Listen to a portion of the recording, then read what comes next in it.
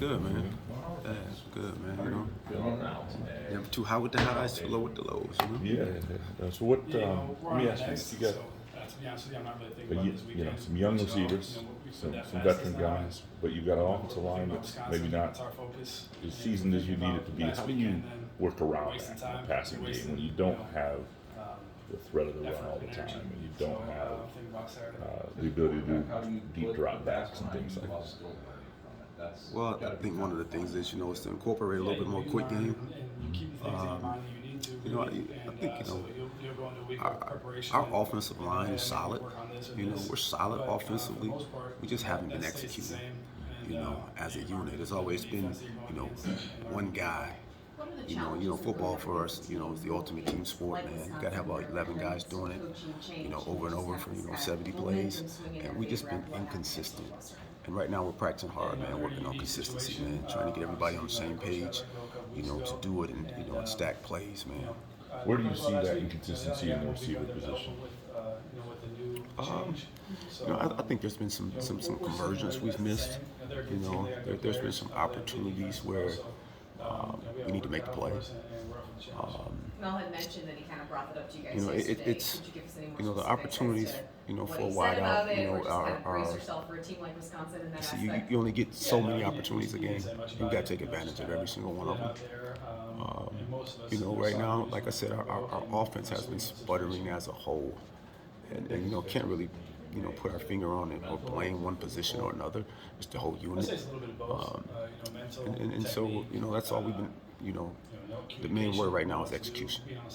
Execution, details, and consistency.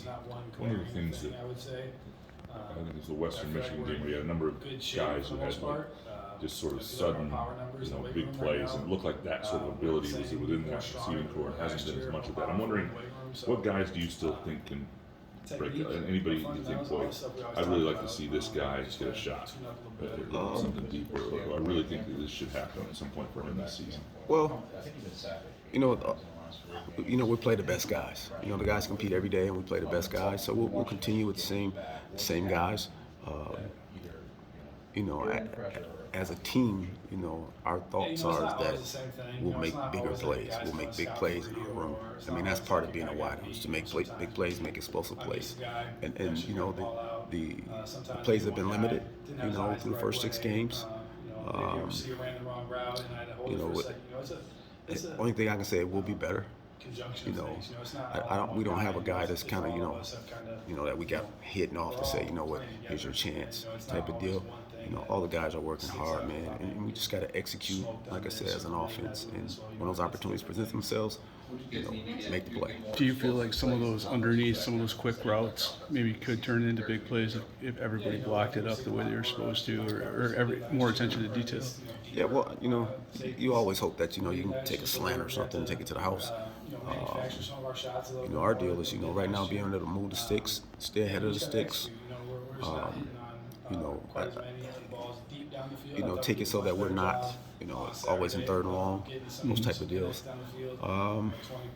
But like I said, I'll just keep going back to being consistent, being able to put plays together, being able to go 8, 10, 12 play drive where we can say, you know what, all 11 guys did it right. And if they stop us, okay, more power to them. But the deal is, we'll go 4 plays.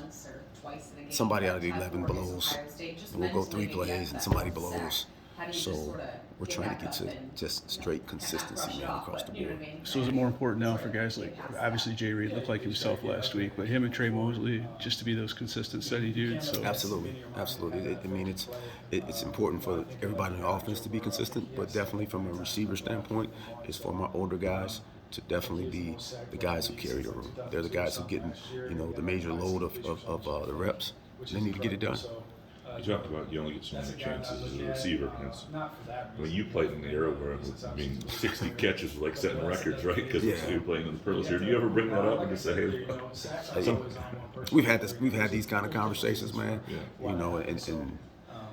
And to be thankful that the game has changed so much, and guys going into games getting 13 attempts and all that. And I've told them, that would be 3 games for us sometime to get 13 attempts, man. So, the guys are hungry. as a team, we are locked into, getting this thing turned around.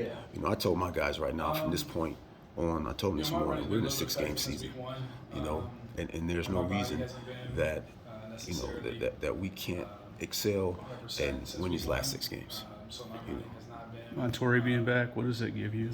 Well, first of all, I'm happy for him to be back. He has worked his tail off to get back, and made a big play last week, and he'll help to push the ceiling in our room. He brings some mental and physical toughness. He plays tough when he's in the game. So I am glad to have him back. And that will help to push our room, man. Did it feel to you like Jay Reed was closer to being his old self last week? Did it was something different? I mean, I think he's been, he's been consistent. He's seen some different coverages this year, very different than he's seen in the past. For a number of different reasons. But he's consistently playing fast. It was great to see him make some of those Jay Reed catches, if you want to call them that. And I think the best is in front of us.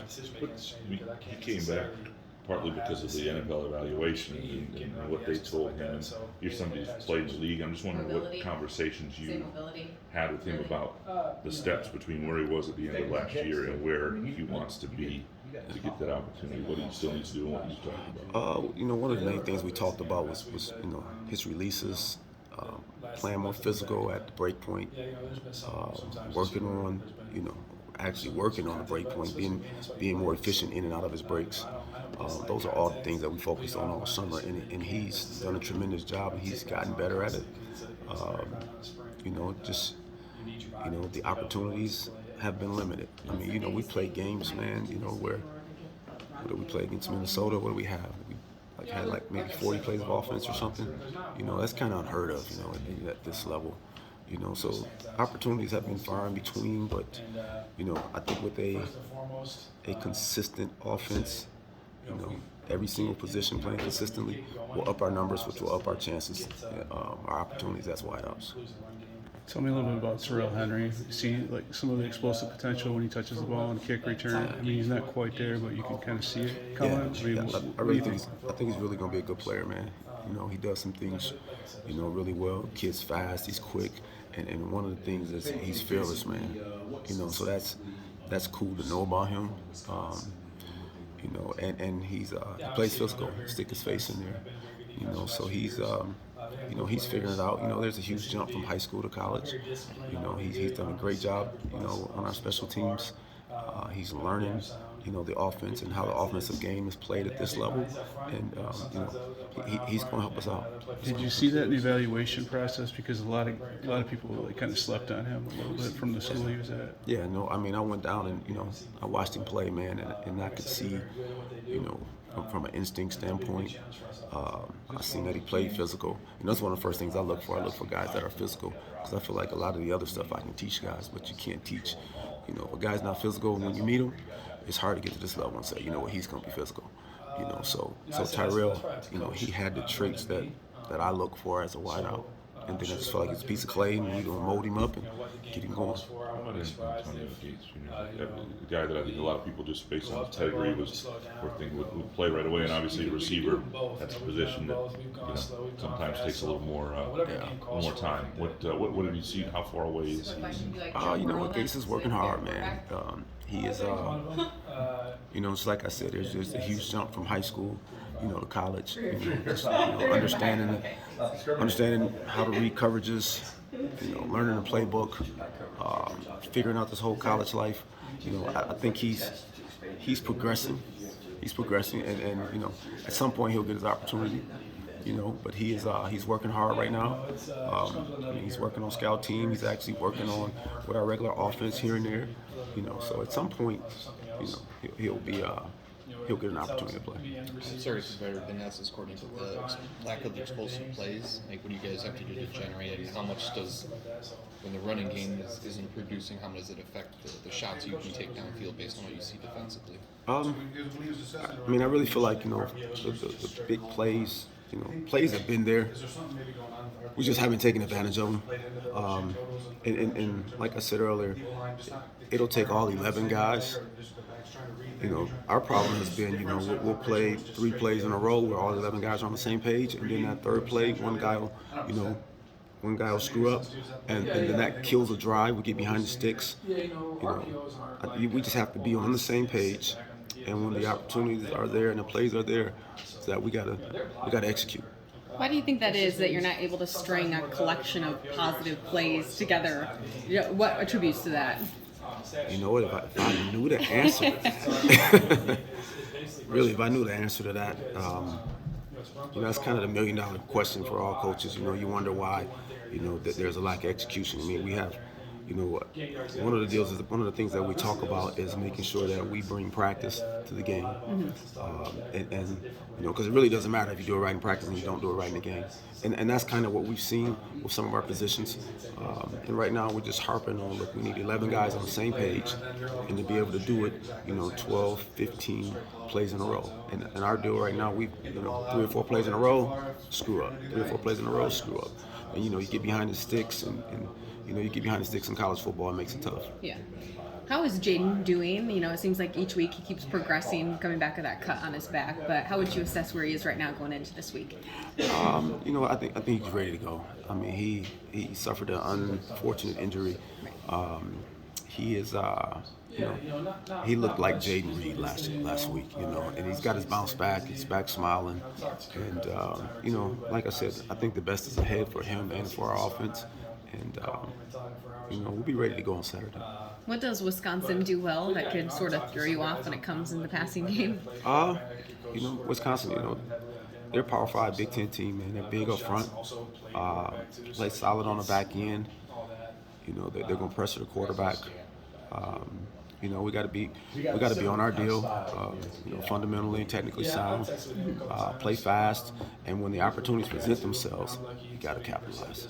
This week is homecoming. You're an alum, so it must add a little bit more sparkle, I guess, to the weekend for you. But how do you maybe hope that the fans show up and maybe show their support, in this game against Wisconsin? Yeah, well, I mean, we need the fans every week. The fans are a huge part of what we do.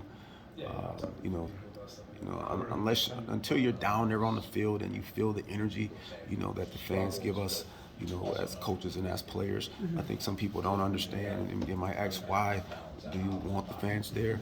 But